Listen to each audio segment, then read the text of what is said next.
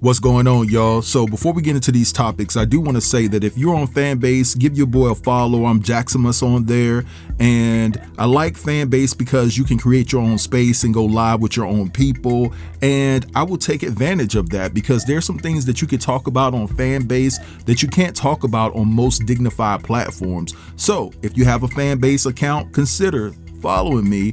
I'm Jaximus over there. Okay, now with all of that said, let's go ahead and talk about the fact that TikTok has officially gone dark. So a lot of people thought that they would have the pleasure of scrolling through TikTok to at least 12:01 this morning because that's officially January the 19th, right? But they took TikTok around 10:30 p.m. last night, or at least that's when I saw it. So a lot of people are sad, they're in distress, and a lot of people are wondering what their next move is going to be because some of these creators were able to quit their jobs, their 9-to-5s, and solely thrive and eat off of TikTok. They started making 10, 15,000, some people making 100,000 or more a month. And so if TikTok isn't reinstated, a lot of people are going to be in some very tough predicaments when it comes to their livelihood based off of the fact that a lot of people bought these big houses, they bought these cars, they have children and things of that nature. And a lot of people that are clowning individuals that are crying over the app, you have to keep in mind that these are some of the same people that weren't successful on TikTok and they never made that type of money. So in all actuality, they might be happy that some of these big time creators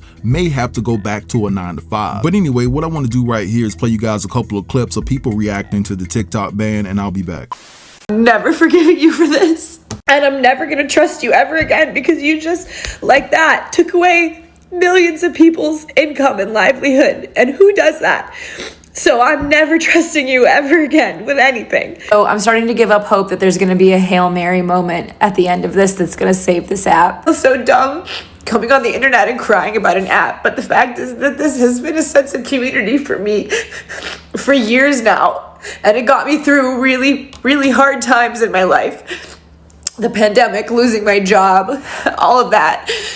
Getting divorced, like all of this crap that's happened to me in the last 5 years since I've been on here. Hours and hours and hours of time I put into creating stuff for this platform.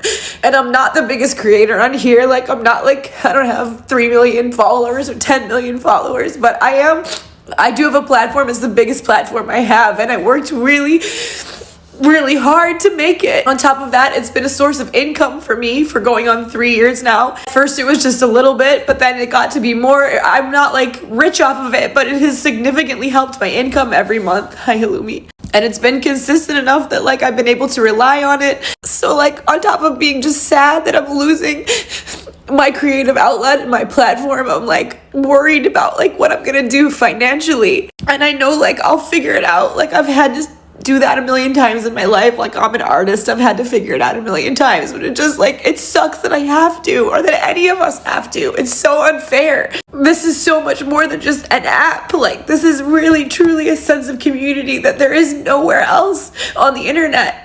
And like, yes, I'm on Instagram, I'm on Facebook, I'm on Red Note now, I'm on Lemonade. I don't even know what that is, but I have 13,000 followers on there. I've literally only logged in twice, but I know that none of it's gonna be the same. I know none of it's gonna be the same. So I guess if this goes away, and for those of you that I don't see on the other apps, like want to say like thank you to the community that I've had. My little community. I had such a small little corner of TikTok, but it was really beautiful.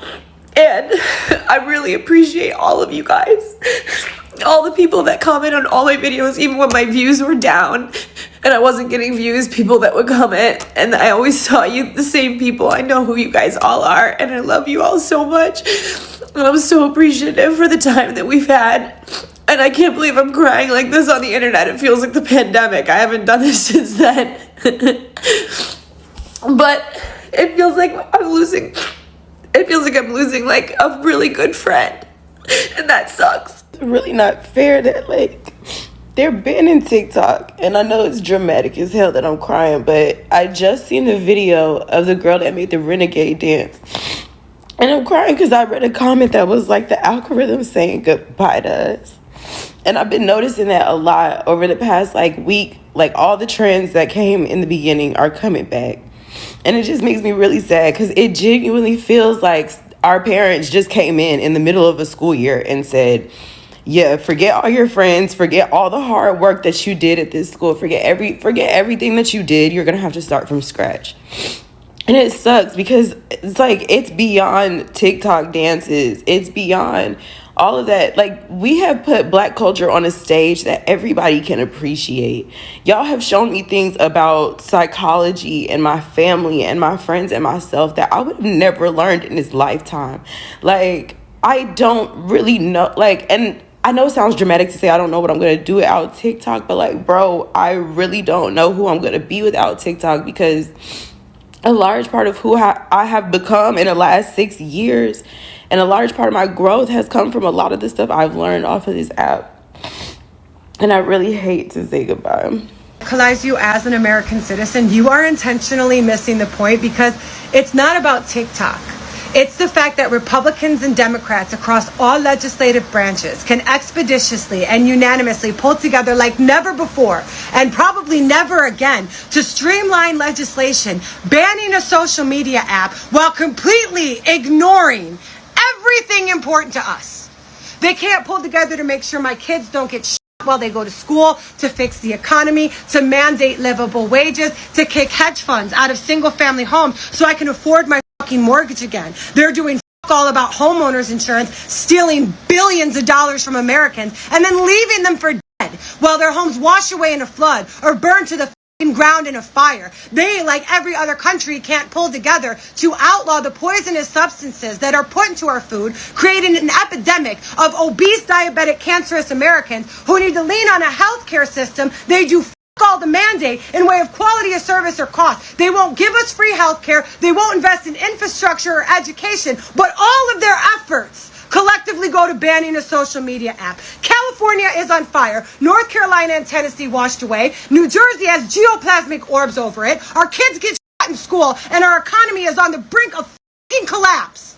But their top priority is banning social media. That's where the effort goes.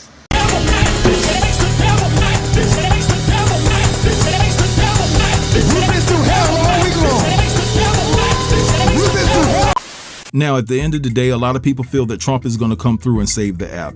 They feel like he's going to sign on reinstating the app, but I believe it's going to be some provisions and stipulations put in place.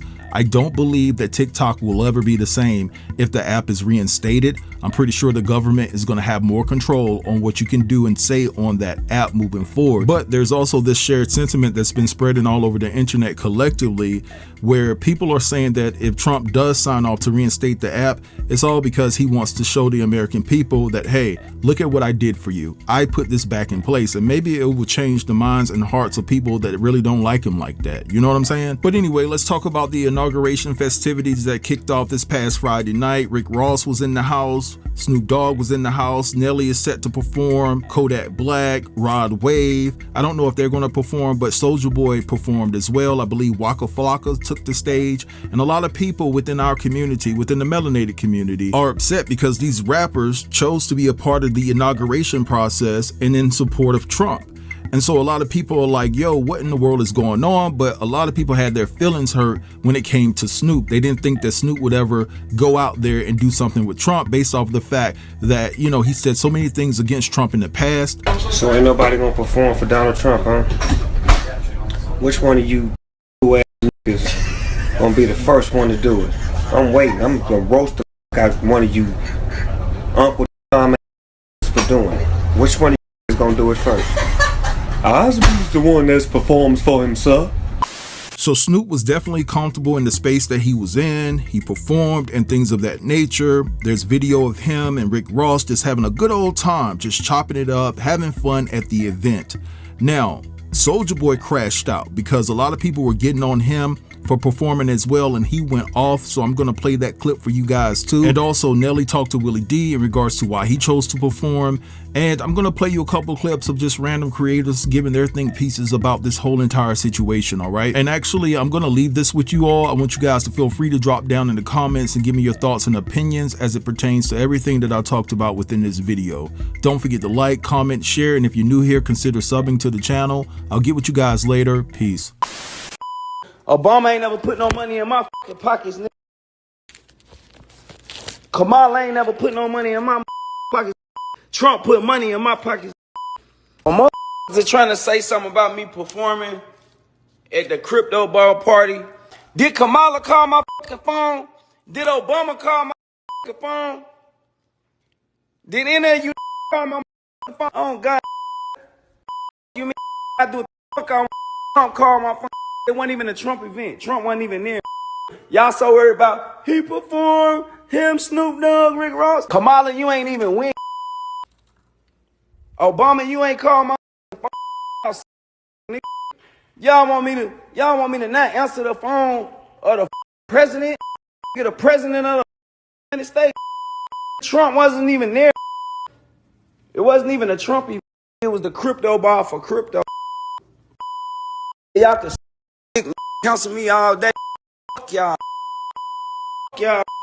On my when nobody talking about I want to do and I'll go again. When I hear people talking about performing at Trump's inauguration, you know, I'm hearing all types of things, and then next thing you know, somebody say Nelly performing, and I say hell no, I say hell no. Picked up the phone, say man, but don't do it, reconsider, you know, and you told me something that was very interesting. At first, the conversation for me was I just wanted to know what you was thinking, but after you explained what your position, man, you know, I had to fall back a little, you know, because I think that's what democracy is, right? That's what we're supposed to have, the option of choices, right? So what we do is we tend to sometimes make a quick, I would say, response to something that on the surface may seem like it's effed up because we don't agree with something else. Like I told you, I said, OG, I'm not political. I'm not out here trying to tell anybody who they should vote for. You know what I'm saying? This is not a campaign trail. This is not me telling you, yo, you should vote for this candidate or you should vote for this candidate. I think you should do your homework and figure out what best helps you and the people who you love and who you provide for, and you know how that runs, because I'm clueless on a lot of things when it get down to it. You know what I mean? Like they start putting 2 and 3 things. You think you voting for one thing and come to find out you was voting for 2 or 3 things. So I would feel messed up in my head if I told some brother or some sister, yo, you should vote for this. This is going to help black businesses. But in that, at the same time, I didn't know that voting for that would take away from your Medicaid. And then that's what directly would have affected you. Then now I feel effed up. You know what I'm saying? Like, damn, I didn't know that. So what I tend to say is, yo, do your own homework and make your own decisions about it. But what I will say is that I respect the office.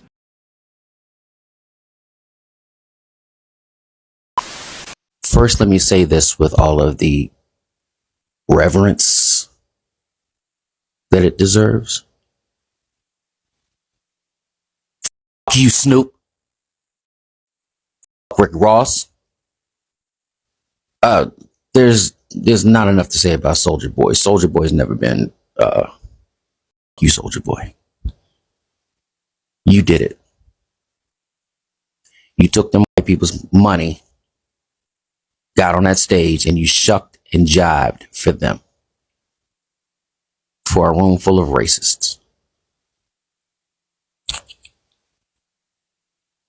I'm not even joking. My heart hurts this morning because you didn't need to do that. Rick Ross, extremely wealthy, didn't need to do this. Snoop, fresh off the the Olympics, never needed to do this. I understand the crypto sphere, that whole business model, all of that. I understand wanting to be a part of that, but you sold your soul to do it, and you sold out your entire community to do it. Your image, your likeness Your brand is now being used by white supremacy. And you're okay with that. After proclaiming proudly that you would never for Trump. Remember your words. Fuck him. He drew the lines. There were no lines before him. These are your words.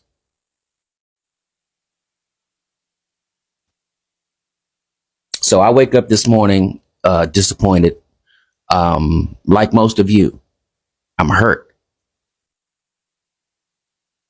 I didn't see this. But I have to say now, from the deepest part of me, thank you, Snoop. George Cook at African American Reports. I'm sure by now you've heard that Nelly and Snoop Dogg will be performing at events around Trump's inauguration. I was a little bit surprised by this. Not so much by Nelly, because he's probably strapped for cash because, you know, Apple bottom jeans, his music catalog, and the Real Husbands of Hollywood ain't paying him nothing. Snoop, I was a little bit more surprised because we know he makes a lot of money off his catalog and he got paid a ton of money to be a mascot at the Olympics. I was wondering why Snoop would do this. Well, it turns out that when Trump was in office, he pardoned a man named Michael Harris. Who was Michael Harris? He's the co-founder of Death Row Records, which Snoop now owns. So I guess Trump did him a solid. Now, both Snoop and Nelly have money. They have resources. They're going to be all right no matter how bad Trump's policies affect the majority of black people in this country. And I think that them supporting Trump is a slap in the face to the very people that supported them when they were starting out, to the very black people who bought their music when no one else knew who they were, to the people that built their foundation when they were coming up. I mean, Snoop, I got to ask you, what about those fans that supported you when there was one Mix 7 on the Undercover Cop? Now, I personally won't support anything else that you two do or that they do, and that's my personal choice. And I'm sure others will make the same. And if you don't think this will affect you, I got 2 words for you. Chrisette Michelle. Goodbye and God bless y'all.